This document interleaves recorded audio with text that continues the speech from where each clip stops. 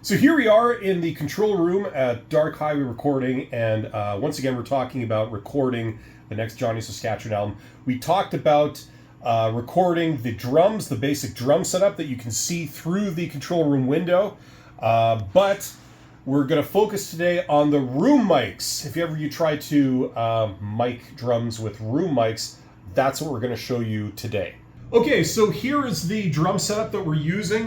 This is Studio A. We're recording the blue drum kit right at the back there, and we've previously shown close-ups of the mic placements around the kit. What we haven't shown is the room mic setup, and we actually have a very simple setup here. We're simply using 2 room mics, and that's it. Those are these microphones right here. They are large diaphragm condensers. They are Apex 435s. And you can see how they are placed in the room. They're up high and they're pointing slightly down at the kit, directly towards the snare. So even though the angles of the microphones aren't symmetric, they are both pointing directly towards the snare. Now this is intentional because there are many ways to room mic a drum kit or any other percussion instrument. You can get the ambience, you can get the decay in the room, or you can do what we're doing here, which is we're trying to maximize the energy of the drum kit. And so that's why the microphones are pointing directly at the kit. They're not pointing into a corner. They're not pointing at a reflective surface. They're pointing directly at the kit. So that maximizes the transient. It maximizes the attack. And when you mix that back in with the direct sound from the close mics, you tend to get the optimum result. Now, in terms of microphones, you could use any type of microphone to record the room sound. However, the consensus is that large diaphragm condensers are usually the best choice. Ribbon mics are also good. They can be good because they have a large diaphragm. That's the key.